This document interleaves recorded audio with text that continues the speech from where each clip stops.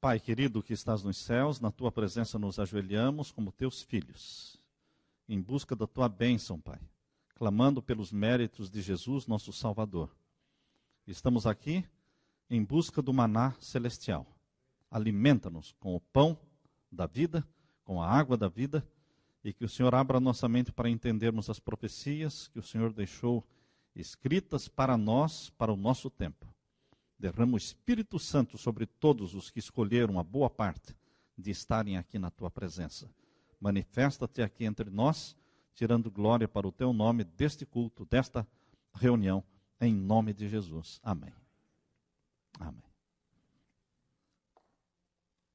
É o capítulo 2 de Daniel. Nós vamos começar com o capítulo 2, no verso 1. Um dos maiores evangelistas do mundo, Dwight Moody, ele era fascinado pelas profecias e também sobre a segunda vinda de Jesus. Ele leu a Bíblia procurando descobrir quantas vezes a segunda vinda de Jesus era mencionada na Bíblia. Para sua surpresa, encontrou mais de 2.500 referências bíblicas à segunda vinda de Jesus.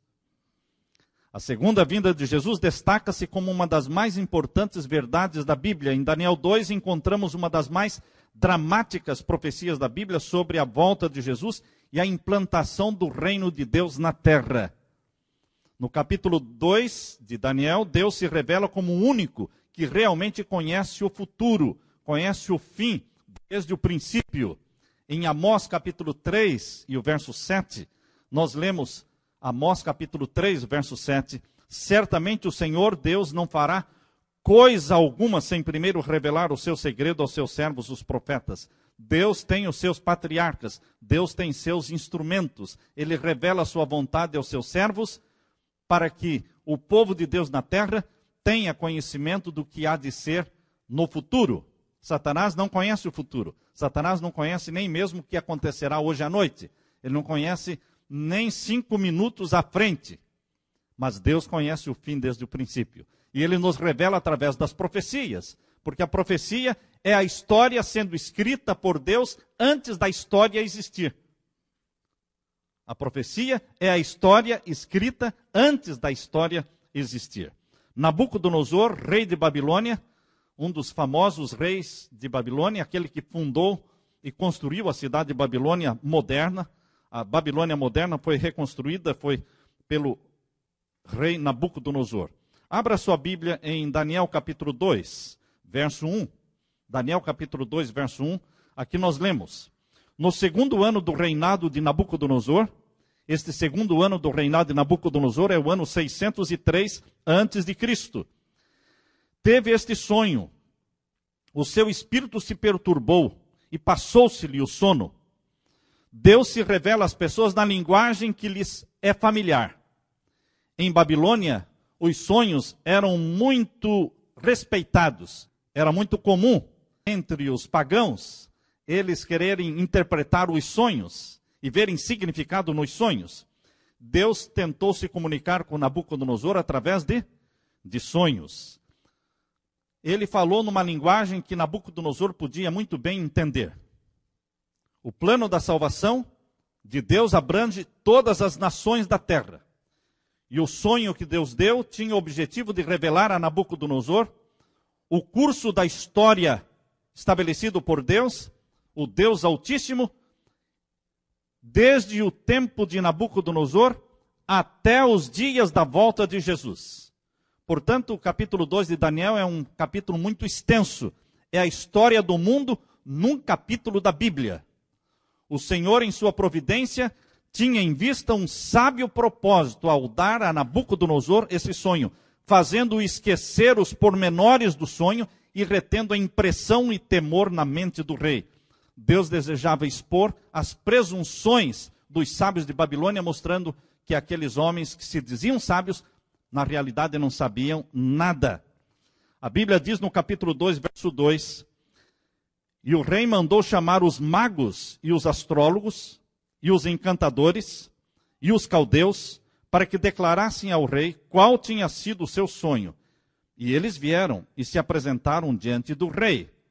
Quem é que o rei mandou chamar?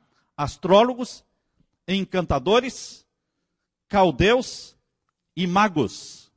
Quem eram os astrólogos? Pessoas que pretendiam ter poder para predizer o futuro e resolver os problemas por meio da observação dos corpos celestes. A astrologia, já naquele tempo, usava os signos do zodíaco para determinar o destino e o comportamento das pessoas. Não é diferente hoje. As pessoas estão viciadas em horóscopos. As pessoas estão dependentes daquilo que os astros dizem.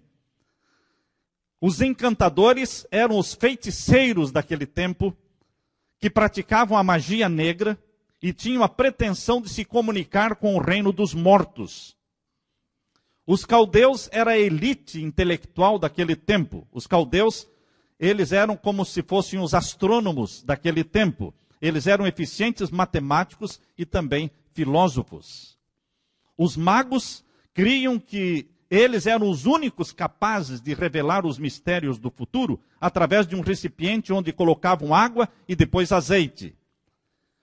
Eles analisavam as configurações do azeite na água e também observavam a forma do fígado dos animais.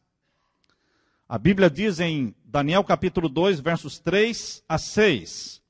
O rei Nabucodonosor disse: tive um sonho, e para saber o sonho está perturbado o meu espírito. E os caldeus disseram ao rei em siríaco: ó rei, vive eternamente. Dize o sonho aos teus servos e daremos a interpretação.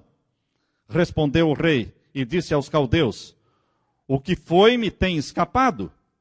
Se me não fizerdes saber o sonho e a sua interpretação, sereis despedaçados e as vossas casas serão feitas num monturo. Mas se vós me declarardes o sonho e a sua interpretação, recebereis de mim dons e dádivas e grande honra. Portanto, declarai-me o sonho e a sua interpretação. Os sábios convocados pelo rei eram adoradores dos deuses de Babilônia, mas eles se sentiam incapazes de revelar qual tinha sido o sonho. Você já sonhou alguma noite e ao acordar no outro dia de manhã, você não se lembrou nada do sonho? Já aconteceu isso com você? Nabucodonosor teve um sonho que o impressionou. Ele ficou aterrorizado com o sonho, mas não se lembrava do sonho. Pediu que os sábios, os caldeus, os astrólogos, encantadores, magos, lhe contassem qual tinha sido o sonho. Daniel e os seus companheiros não foram convocados. Por que Daniel não foi convocado com os seus companheiros? Porque ele não pertencia aos astrólogos. Ele não pertencia ao grupo dos encantadores. Ele não pertencia aos grupos dos caldeus. Ele não pertencia também ao grupo dos magos. Portanto, Daniel e seus companheiros não foram convocados. A Bíblia diz que nós não deveríamos consultar os mortos com relação aos vivos. Eu quero que você leia comigo agora o que está em Deuteronômio capítulo 18, versos 9 a 12. Quando vocês tomarem posse da terra que o Senhor, nosso Deus, está dando a vocês, não imitem os costumes nojentos dos povos de lá.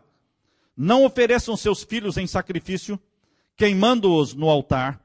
Não deixem que no meio do povo haja adivinhos ou pessoas que tirem sortes.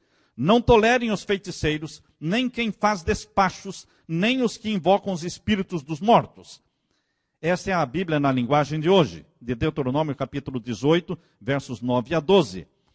O Senhor Deus detesta os que praticam estas coisas nojentas. Deus ainda detesta feiticeiros, bruxos, encantadores.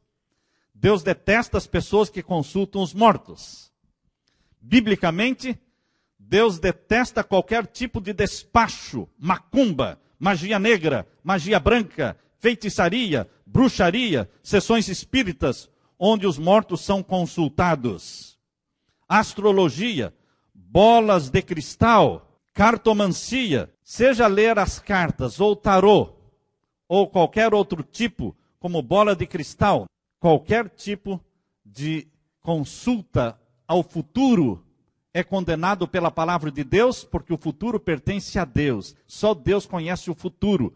As pessoas que tentam conhecer o futuro ou entrar em contato com os mortos estarão sob o domínio de Satanás. bruxos, astrólogos, feiticeiros, médiuns espíritas fazem parte da cultura moderna. E milhões de pessoas estão sendo enganadas por esses agentes de Satanás. Queridos, no passado e no presente, Satanás tem usado a mesma tática. Nostradamus, que viveu entre os anos de 1503 a 1556, um astrólogo francês. Ele é famoso porque fez centenas de predições, mas nenhuma predição específica. As predições de Nostradamus são predições de um astrólogo, não é de um astrônomo e nem de um profeta. Um astrólogo, ele mexia com astrologia, horoscopia, signos, zodíaco. E as profecias que ele fez são profecias vagas que podem se aplicar a qualquer coisa. A linguagem que ele usa é uma linguagem vaga como a linguagem dos horóscopos atualmente. Aqui vocês veem é o zodíaco na fachada da Catedral de Notre Dame. Eu estive visitando a Catedral de Notre Dame e eu vi este zodíaco lá no vitral. Interessante que as igrejas romanas, elas estão fortemente entrelaçadas, vinculadas ao zodíaco, à astrologia e à feitiçaria. Esta é uma prova. Por que vocês acham que teriam colocado esse zodíaco como na fachada da Catedral de Notre Dame? Porque existe uma relação muito grande entre a feitiçaria e o romanismo. Aí vocês veem nesta foto, é uma foto do Papa. O zodíaco está sendo explicado para o Papa. E mais na frente vocês veem a entronização papal sob o signo de Leão. A bruxaria moderna se chama Pottermania. Essa é uma bruxaria que alcançou os adolescentes dos nossos dias. A Pottermania começou em 1997, com a publicação da primeira novela de Joanne Kathleen Rowling. Quando esse livro foi lançado nos Estados Unidos, no mês de setembro de 1998, sob o título de Harry Potter, rapidamente se tornou um best-seller neste país. O primeiro filme da série saiu em 2001. Um artigo evangélico publicado num site evangélico dizia: existem inúmeros livros escritos sobre feitiçaria e ocultismo, mas nenhum é mais ingenuamente disfarçado para atrair as crianças do que este livro, Harry Potter.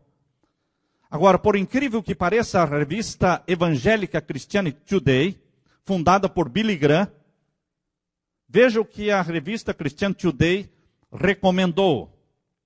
Vou citar: nós acreditamos que você deveria ler os livros de Harry Potter para as suas crianças. Isso foi extraído da revista fundada por Billy Graham, Christianity Today.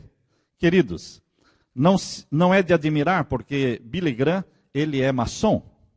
E os maçons são adoradores do anjo do abismo, de Satanás. Satanás transformou a feitiçaria e a magia em algo engraçado, irmãos, e atrativo para as crianças. E os pais não percebem que a mente das crianças está gradualmente sendo possuída pelo anjo do abismo, o príncipe das trevas. Satanás se infiltrou nas igrejas cristãs modernas usando bruxos cristãos. Como isso? Bruxaria cristã. Um dos best-sellers nas livrarias cristãs é uma fantasia do ocultismo intitulada Crônicas de Nárnia. Não sei se vocês já viram este livro. Uma vez eu dei carona para um jovem da igreja.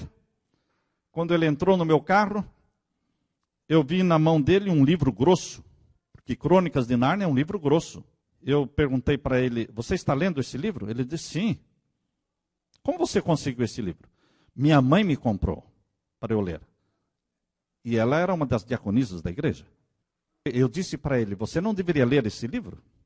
Porque Crônicas de Nárnia é bruxaria. É uma bruxaria para os cristãos.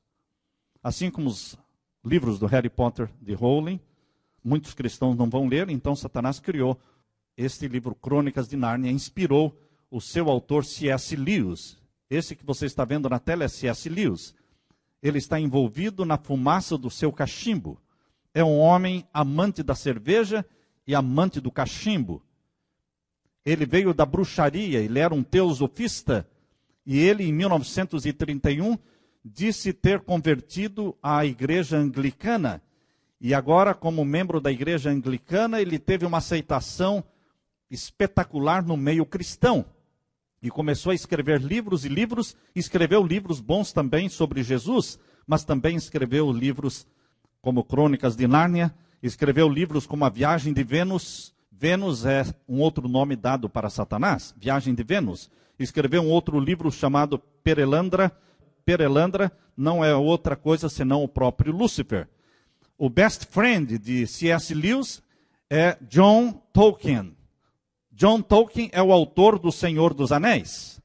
Se o meu best friend fosse um bruxo, há um pensamento que diz, diz-me com quem tu andas, eu te direi quem tu és. Se o best friend de C.S. Lewis era John Tolkien, e o John Tolkien é o autor do Senhor dos Anéis, é outro bruxo. Os semelhantes se atraem, sabe, queridos irmãos? Que os semelhantes se atraem. Infelizmente, C.S. Lewis é um bruxo citado muito frequentemente na literatura cristã e mesmo nas lições da escola sabatina. Mesmo nas lições da escola sabatina, você vai encontrar muitas citações de C.S. Lewis. Há pessoas que dizem, não, mas ele escreve coisas bonitas de Jesus. Quem me importa que ele escreva coisas bonitas de Jesus, se ele também escreve coisas bonitas de Satanás? Quem me importa alguém que trabalha para os dois reinos, o reino da luz e o reino das trevas? C.S. Lewis, nesse livro, Crônicas de Nárnia, ele diz que uma pessoa que trabalha para Lúcifer está prestando serviço também para Deus. Queridos, o sonho de Nabucodonosor foi intencionalmente registrado aqui para o nosso ensino, para a nossa advertência. A Bíblia menciona que no tempo do fim, o mundo inteiro estaria envolvido por espíritos de demônios que fazem prodígios. Apocalipse 16, verso 14. O mundo inteiro estaria envolvido por espíritos de demônios que fazem prodígios, com todo o poder e sinais e prodígios de mentira, segundo Tessalonicenses capítulo 2 e o verso 9. Jovens, crianças e adultos da comunidade cristã estão sendo atraídos para o ocultismo, através de autores como Tolkien, como C.S. Lewis, sendo que esse último tem sido abundantemente citado na literatura cristã. Os astrólogos, os encantadores de Babilônia, tentaram ganhar tempo e enrolar o rei Nabucodonosor, porque eles não sabiam dar a resposta. Eles disseram, em Daniel capítulo 2, versos 7 a 9, vamos ler Daniel capítulo 2, versos 7 a 9.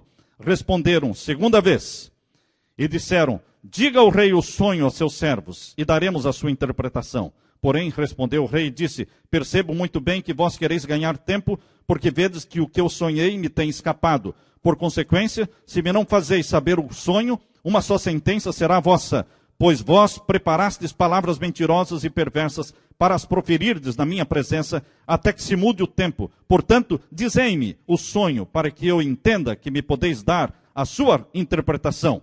Responderam os caldeus na presença do rei e disseram, não há ninguém sobre a terra que possa declarar a palavra ao rei, porque nenhum rei há, senhor ou dominador, que requeira coisa semelhante de algum mago, ou astrólogo, ou caldeu. Eles reconheceram a sua inutilidade, a sua incapacidade. Hoje Satanás sabe do futuro, tanto quanto sabia naquele tempo. Ou seja, nada. Assim como astrólogos, caldeus, feiticeiros não puderam dar nenhuma solução para Nabucodonosor, assim também hoje. Todas as pretensas soluções, todas as pretensas revelações que Satanás faz, seja na macumba ou nas sessões espíritas, ou seja, nas sessões do satanismo, são pretensões falsas, porque ele não conhece o futuro. Os mortos são consultados hoje, mesmo animais mortos. Hoje não é somente sessão espírita para conversar com o avô que morreu ou com a mãe que morreu. Hoje existem sessões espíritas para que você converse com o seu cachorrinho, com o seu pet. Queridos, os mortos nada sabem. A pretensa comunicação com os mortos tem sido por séculos uma bem-sucedida estratégia de Satanás. Porém, Deus condena veementemente a consulta aos mortos. Não importa quão popular seja essa prática. Deus afirma em sua palavra que os mortos não sabem nada. Vamos ler na Bíblia, Eclesiastes capítulo 9. Abra na sua Bíblia, Eclesiastes capítulo 9, e os versos 5 e 6. Os vivos sabem que hão de morrer, diz a palavra de Deus, mas os mortos não sabem coisa nenhuma, nem tampouco eles têm jamais recompensa, mas a sua memória ficou entregue ao esquecimento. Até o seu amor, o seu ódio, a sua inveja já pereceram, e já não tem parte alguma neste século, em coisa alguma que se faz debaixo do sol. Eclesiastes capítulo 9, versos 5 e 6. Quanta coisa sabe o morto? Nada. Que conselho pode um morto dar para você? Nenhum. Agora, se o morto aparece conversando com você, ou numa sessão espírita, você acredita que é o morto mesmo? Ou você acredita que é o pai da mentira? É aquele que usou uma serpente para se comunicar com Eva. A serpente não falou, não fala e nunca falará.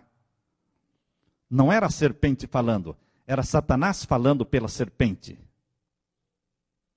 Queridos, um rei chamado rei Saul, o primeiro rei de Israel, ele começou bem, muito humilde, mas o poder subiu na cabeça dele e ele não queria mais largar do reino. E quando Deus disse, você não é mais o rei, já escolhi outro. Ele disse, não, mas eu quero continuar sendo o rei. E eu vou matar aquele que o Senhor escolheu. E ele gastou o resto da vida dele caçando Davi, pelos campos, pelos desertos, pelas cavernas. Ele entristeceu o Espírito Santo, foi abandonado pelo Espírito Santo. O profeta Samuel morreu, mas Saul agora marcou uma audiência com uma médium espírita. A Bíblia diz lá em 1 Samuel capítulo 28, versos 6 a 16, que Saul pediu para ir a Epitonisa de Endor e pediu que ela chamasse Samuel para conversar com ele. Queridos, a Bíblia diz que os mortos não voltam. A Bíblia diz que os mortos não sabem nada. Quem vocês acham que apareceu? Porque a Bíblia diz que apareceu um vulto e que o rei Saul entendeu que era Samuel. Samuel, como era um servo fiel de Deus e já tinha morrido, vocês acham que Samuel voltaria? Mesmo que os mortos voltassem, Samuel não voltaria em desobediência a Deus, porque Deus não queria mais nenhuma comunicação com o rei Saul. Mesmo que os mortos voltassem, queridos, mas os mortos não voltam.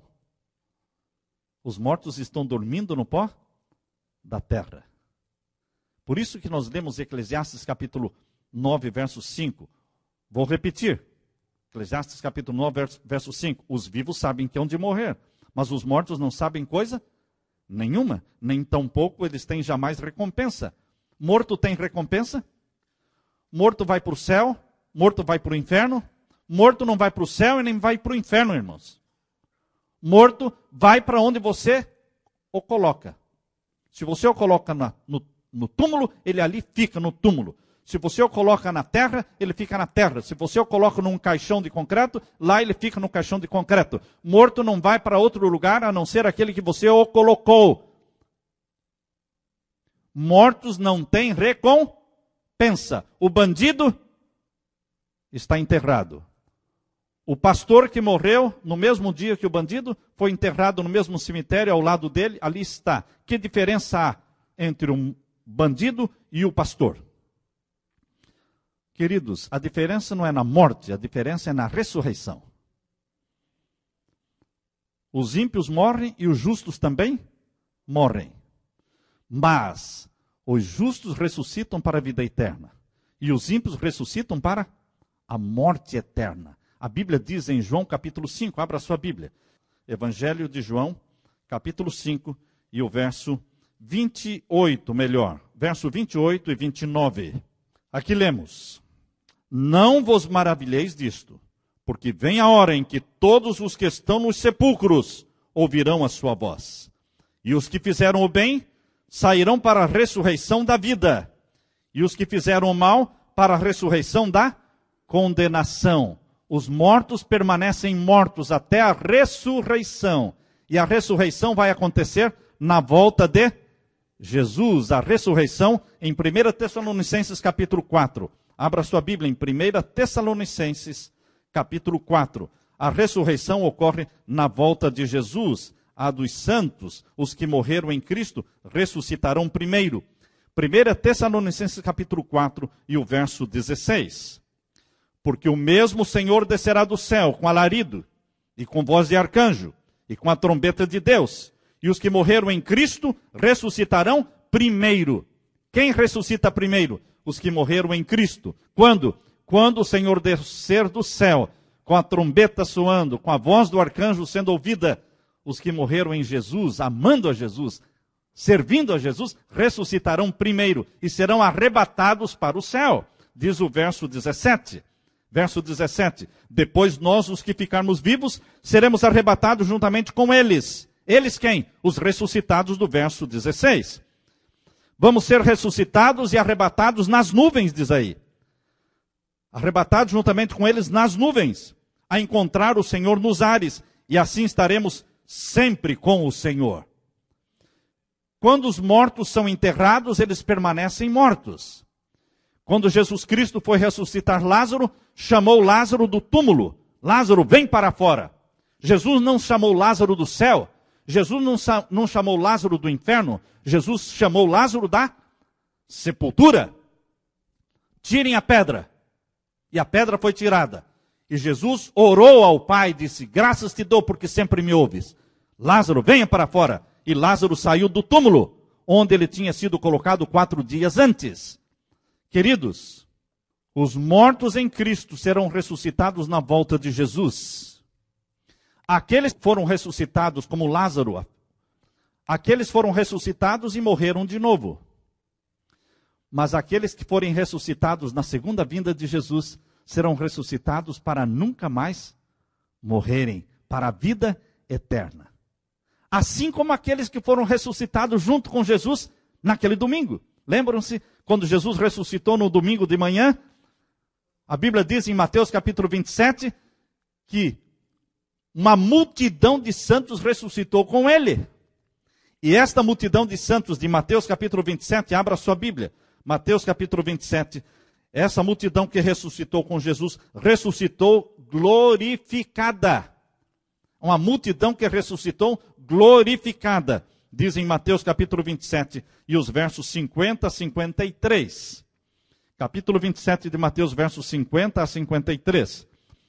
E Jesus, clamando outra vez com grande voz, rendeu o espírito. E eis que o véu do templo se rasgou em 2 de alto a baixo, e tremeu a terra e fenderam-se as pedras, e abriram-se os sepulcros, e muitos corpos de santos que dormiam foram ressuscitados.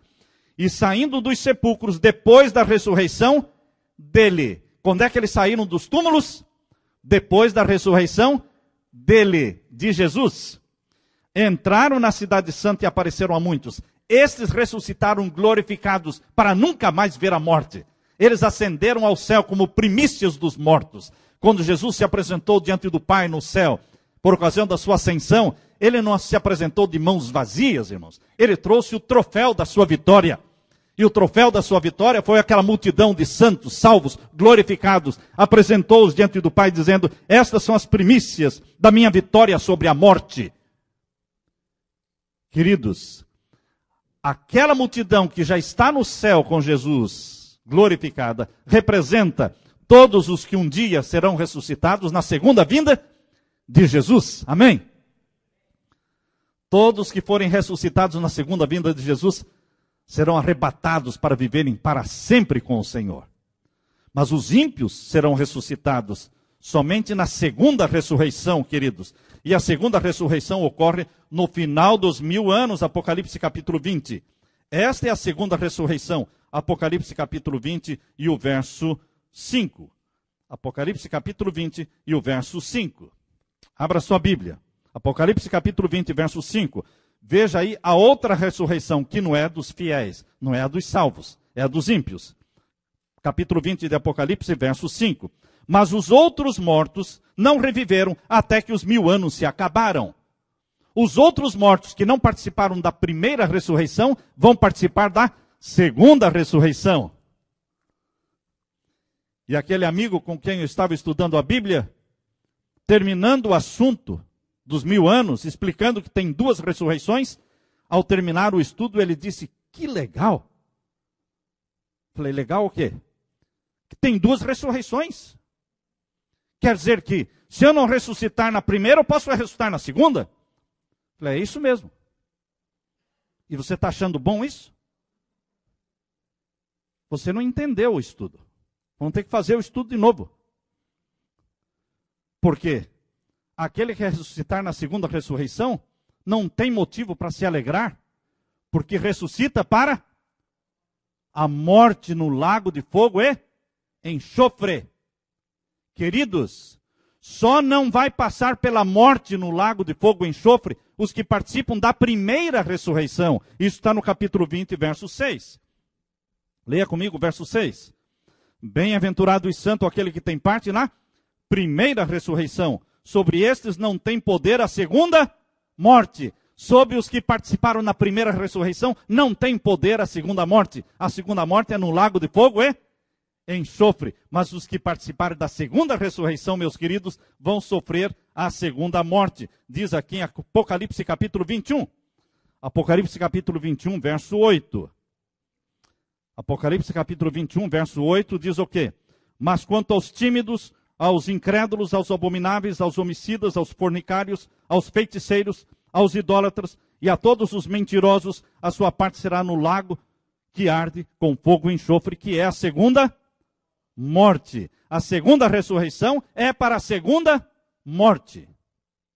Queridos, Deus deixou o capítulo 2 de Daniel escrito para nos libertar dos enganos de Satanás através da astrologia, da horoscopia, dos signos, da feitiçaria, da bruxaria, da cartomancia, da quiromancia, da bola de cristal, das ciganas. Deus deixou o capítulo 2 de Daniel escrito para nos libertar. Os mortos nada sabem. O capítulo 2 continua. Vamos ler agora o capítulo 2 e o verso 17. Então Daniel foi para casa e fez saber o caso a Ananias, Misael e Azarias, para que pedissem misericórdia ao Deus do céu sobre este mistério. Havia um decreto de morte contra todos os sábios de Babilônia, e Daniel e seus companheiros foram visitados, porque eles também seriam mortos. Mas eles não estavam sabendo a razão do decreto.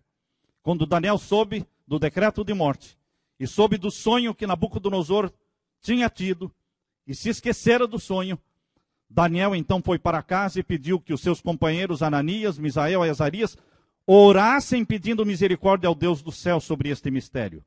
Daniel era um jovem de oração. Quando vos disserem, diz a Bíblia, em Isaías 8:19, quando vos disserem, consultai os que têm espíritos familiares e os adivinhos, que chilreiam e murmuram entre os dentes, não recorrerá um povo ao seu Deus? Isso é uma pergunta. Outra pergunta. A favor dos vivos interrogar-se-ão os mortos? Isaías 8:19. Deus está perguntando. Você, povo meu, vai consultar os mortos para saber alguma coisa? Os demais sábios consultaram os mortos, os espíritos familiares, os adivinhos e os astros. Mas Daniel orou. Não é mais simples? Você não paga nada para orar. Não precisa nem sair de casa. Você se ajoelha no seu quarto e você ora. E pede em oração que Deus lhe revele os segredos que você ainda não entendeu. Os segredos, o que nos reserva o futuro, Deus nos revela através da profecia. Queridos, a prática da oração, a oração feita ao Pai, em nome de Jesus, é o mais poderoso instrumento de comunicação entre o céu e a terra. Há um Deus no céu que revela os mistérios. Abra agora Daniel 2, verso 24. Daniel 2, capítulo 2, verso 24 e 25. Por isso Daniel foi ter com Arioque, ao qual o rei tinha constituído para matar os sábios de Babilônia. Entrou e lhe disse, não mates os sábios de Babilônia. introduze-me na presença do rei, e darei ao rei a interpretação. Então Arioque depressa introduziu Daniel na presença do rei, e disse-lhe assim: achei um dentre os filhos dos cativos de Judá, o qual fará saber ao rei a interpretação. Achei um dentre os filhos dos cativos de Judá. Que diferença faz alguém que é filho de Deus, irmãos? Um cativo em Babilônia, mas ele era filho de Judá, ele era filho de Deus, e Deus se comunicou com ele. E Daniel disse, no verso 28, respondeu Daniel na presença do rei e disse: o mistério que o rei exige, nem encantadores, nem magos, nem astrólogos o podem revelar ao rei, mas há um Deus nos céus, o qual revela os mistérios, pois fez saber ao rei o que há de ser nos últimos dias. Daniel 2, versos 27 e 28. O sonho de Nabucodonosor diz respeito aos últimos dias. Por isso estamos estudando essa profecia, porque não tem ligação somente com o passado, mas sim com o futuro. Embora o sonho comece com Babilônia, o poder reinante, a intenção divina era mostrar o futuro. Sabem, queridos, por que a profecia lá de Daniel 2 não começou com o Egito? Por que a profecia, o sonho que Deus deu, não começou com a Síria? O Egito foi um império mundial, a Síria foi um império mundial. E por que começou com Babilônia? Este é um princípio de interpretação profética. O princípio de interpretação profética diz que a profecia começa dos dias do profeta para frente. Nunca uma profecia é dada se referindo aos tempos anteriores aos dias do profeta. Ou seja, se Daniel estava vivendo nos dias de Babilônia, as profecias seriam de Babilônia para frente. João, o discípulo amado, que recebeu as revelações do Apocalipse, ele estava vivendo em que tempo? Em que tempo? De Babilônia? Medo-Pérsia? De Grécia? Em que tempo estava vivendo João, o discípulo amado? No tempo de Roma, pagã. Então as profecias dadas por Deus no Apocalipse a João dizem respeito de Roma para frente, não de Roma para trás. Este é um princípio de interpretação profética. Eu não posso interpretar profecias de Daniel começando com o Egito. Eu não posso interpretar as profecias do Apocalipse começando com a Medo-Pérsia ou começando com a Grécia. Por quê? No tempo de João, lá na ilha de Patmos, Grécia, Medo-Pérsia já não era profecia, já era história. Já era uma história, já tinha passado. Este é um princípio de interpretação profética. No sonho dado a Nabucodonosor, Deus revelou a história do mundo desde o ano 606 a.C. até a volta de Jesus. Agora vamos à interpretação do sonho. Sua Bíblia agora no capítulo 2, verso 31 a 34. Capítulo 2, versos 31 a 34. Tu, ó rei, estavas vendo, e eis aqui uma grande estátua. E a sua aparência era terrível. A cabeça era de fino ouro, o peito e os braços de prata, o ventre e os quadris de bronze, as pernas de ferro e os pés em parte de ferro, em parte de barro. Quando estavas olhando, uma pedra foi cortada sem o auxílio de mãos. Feriu a estátua nos pés de ferro e de barro e os esmiuçou. Daniel 2, versos 31 a 34. Deus deu um sonho e também a sua interpretação. Vejam a interpretação que o próprio Deus não deixou para você interpretar a Bíblia. Deus é um intérprete da Bíblia. Veja a interpretação, verso 36 em diante. Este é o sonho, e também a sua interpretação diremos ao rei. Tu, ó rei, tu és a cabeça de ouro. Então, no sonho, a cabeça de ouro representava o rei de Babilônia. Depois de ti, se levantará outro reino inferior ao teu, e um terceiro reino de bronze, o qual terá domínio sobre toda a terra, e o quarto reino será forte como o ferro, pois o ferro a tudo quebra e esmiuça. Quanto ao que viste dos pés e dos artelhos, em parte de barro de oleiro, em parte de ferro, será esse um reino dividido, contudo haverá nele alguma coisa da firmeza do ferro. Daniel 2, versos 36 a 41. A cabeça de ouro representava a Babilônia, que foi o império que dominou o mundo do ano 606 antes de Cristo até o ano 538 antes de Cristo. Esse foi o período de domínio de Babilônia. A cabeça, identificando Babilônia, era de ouro. A cabeça, porque Babilônia é conhecido como a cidade dourada. Queridos, Babilônia é uma das mais famosas cidades do tempo antigo, uma das 7 maravilhas do mundo antigo, com seus jardins suspensos. Heródoto, o escritor, historiador, descreve Babilônia como cidade dourada. A imagem do deus de Babilônia, Marduk, era uma imagem de ouro. O trono do rei era de ouro, a mesa era de ouro, o altar eram feitos de ouro. Jeremias compara a Babilônia a uma taça de ouro, em Jeremias capítulo 51, verso 7. Plínio descreve que as vestimentas dos sacerdotes em Babilônia eram intercaladas com ouro.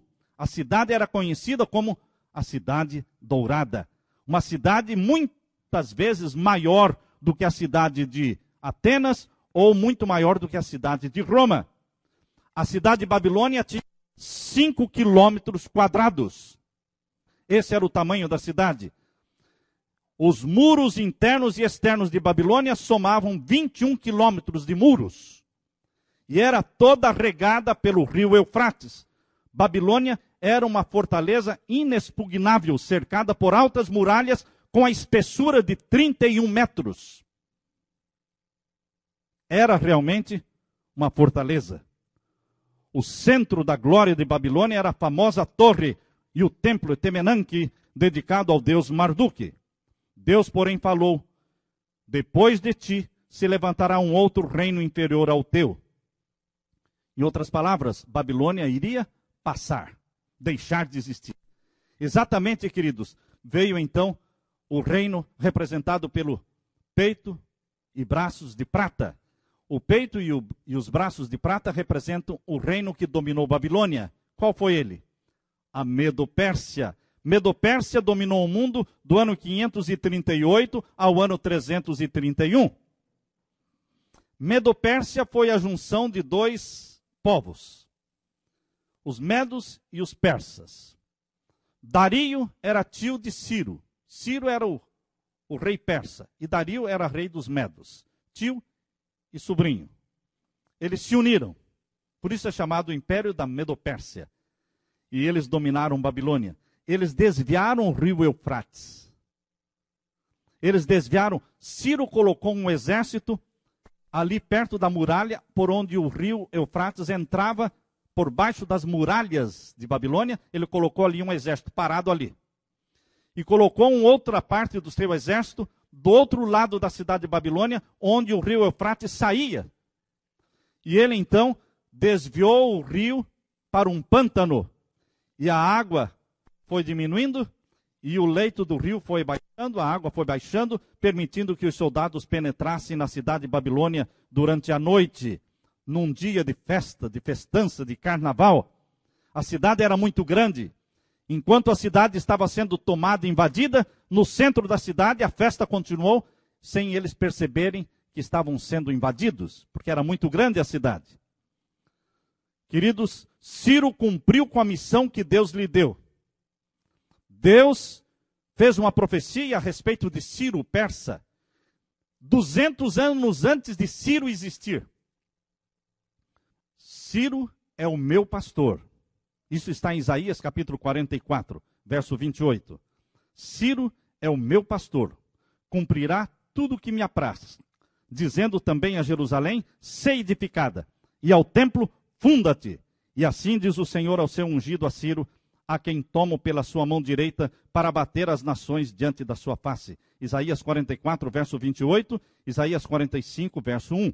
A profecia mostrava que Ciro iria nascer. 200 anos depois nasceu. O povo de Israel, o povo judeu, leu para ele a profecia. E ele disse: eu vou cumprir a profecia. Eu vou libertar Israel e vou reedificar Jerusalém. E foi o que ele fez. A Medo-Pérsia, portanto, dominou o mundo do ano 538 até o ano 331.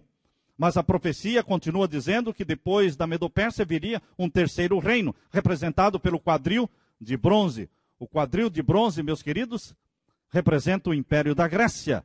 O império sucessor da Medo-Pérsia foi a Grécia, que dominou o mundo do ano 331 ao ano 168. E depois da Grécia veio o império representado pelas pernas de ferro, o Império Romano, que dominou o mundo do ano 168 a.C. até o ano 476 depois de Cristo. Este foi o império que mais durou, cerca de 600 anos. 168 a.C. até o ano 476 depois de Cristo. Quando Jesus nasceu, quem dominava o mundo era Roma. Primeira vinda de Jesus, o domínio do mundo estava na mão de Roma. Na segunda vinda de Jesus, o domínio do mundo estará na mão de Roma. Roma, sempre Roma. Perceberam? O historiador inglês Edward Gibbon chama corretamente o quarto império de Roma de a monarquia de ferro. A profecia diz: quanto ao que viste dos pés de barro e ferro, será um reino dividido. Queridos, Roma começou a se enfraquecer. As tribos que formavam o Império Romano começaram a se independer. No ano 351, os francos se independeram. No ano 351, os alemanes se independeram. Os francos formaram a França, os alemanes formaram a Alemanha. No ano 406, os burgúndios se independeram, formando a Suíça. No ano 406, ainda os suevos se independeram, formando Portugal. No ano 406, os vândalos se independeram, ficavam ali no norte da África. Em 408, os visigodos se independeram, formando a Espanha. Em 449, os saxões se independeram, formando a Inglaterra. 453, os lombardos se independeram, formando a Itália. 453, ainda os ostrogodos se independeram, localizando-se numa parte da Itália. 476, os érulos se independeram, assumindo uma outra parte da Itália. Esses três povos, os vândalos, os érulos e os ostrogodos, que faziam parte das 10 tribos que saíram do Império Romano, esses três povos foram destruídos. Não existem mais os vândalos, não existem mais os érulos, nem mesmo os ostrogodos. Daquelas 10 nações, hoje só existem 7. Aí temos as 10 nações que surgiram do Império Romano. Dessas 10, somente 7 permanecem. Desapareceram os vândalos, os ostrogodos e os érulos.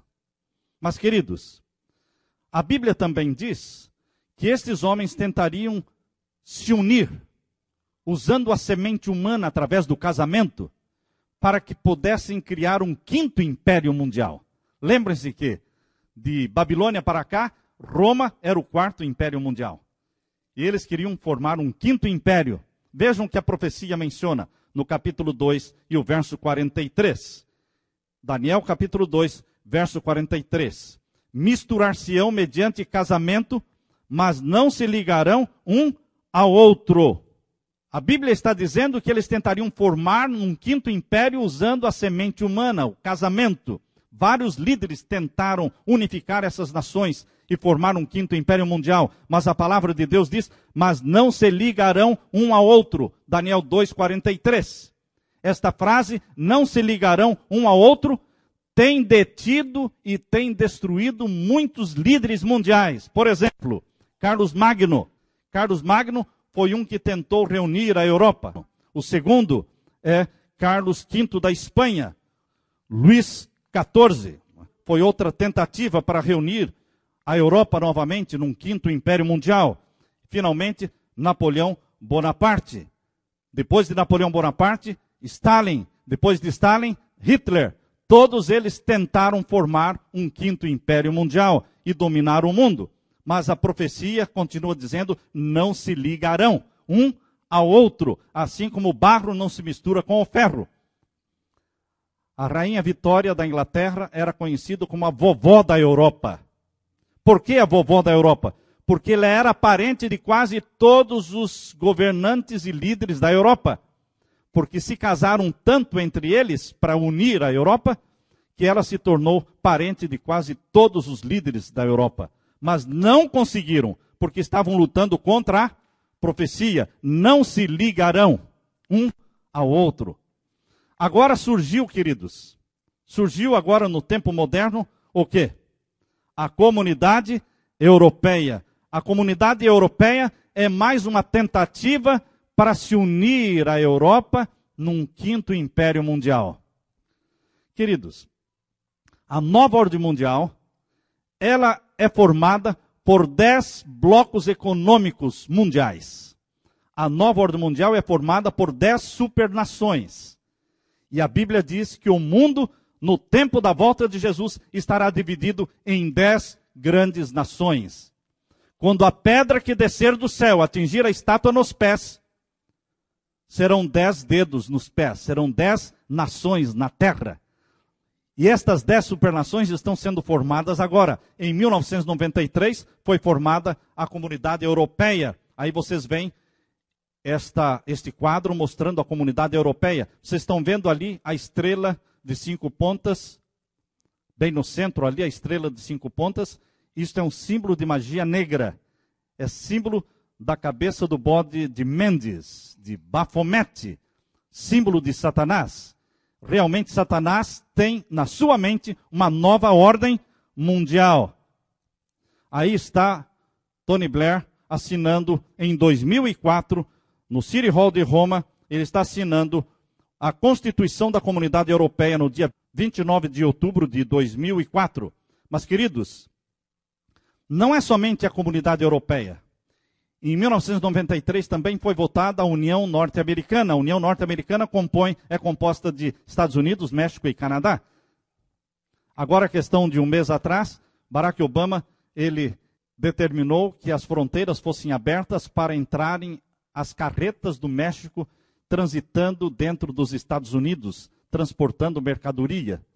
É o começo da União Norte-Americana. Queridos, a União Norte-Americana é a nação número 1 das 10. Das 10 supernações, é a nação número 1. A supernação número 6 é o Brasil, liderando toda a América Latina. Lula assinou este documento em 2008, em Brasília, formando a União Latina. A supernação número 3 é o Japão.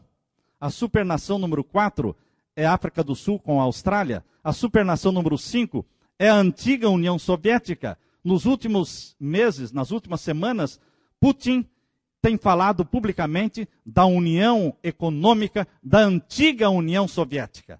Formar uma união, um bloco econômico com a antiga União Soviética. Isto está dentro dos projetos do Illuminati. Se você quer ler mais sobre isso, consulte o mapa.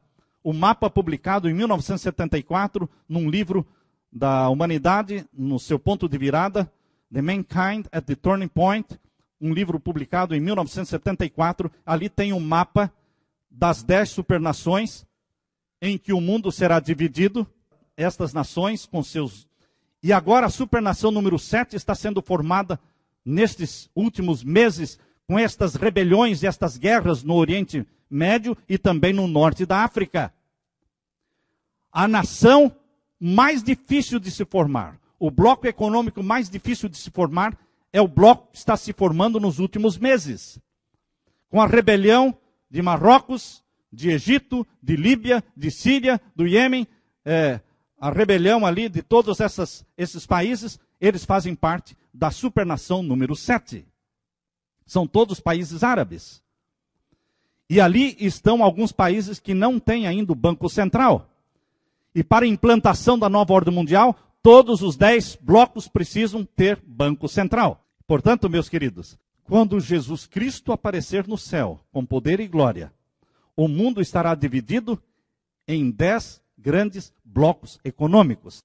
Eles creem que dará certo agora. E a primeira nação que oficialmente está funcionando como supernação, número 2, que é a europeia, a Comunidade Europeia, escolheu como símbolo do parlamento a Torre de Babel. Queridos, o mercado comum europeu faz parte deste sonho de unir a Europa e o resto do mundo sob a liderança de um só poder. Mas a palavra de Deus permanece firme dizendo, não se ligarão. Não se ligarão. O quinto império mundial será o do nosso Senhor Jesus Cristo, que não será jamais destruído. Quando a pedra for lançada do céu e atingir a estátua nos pés, o mundo estará dividido não em 200 nações, mas em 10 supernações. E nós estamos caminhando para isso. É o tempo do fim, porque as nações estão se formando diante dos nossos olhos. É mais um sinal de que Jesus Cristo vai voltar. E voltará muito em breve. E não desanime, meu irmão. Se Jesus demorar mais um pouco, não desanime, porque um pouquinho de tempo. E o que há de vir, virá e não tardará. Bem-aventurado aquele que não recuar, não desanimar, mas continuar firme, olhando para cima, de onde virá o nosso Senhor e Salvador. Amém? Louvado seja o nosso Deus. Amém, Senhor.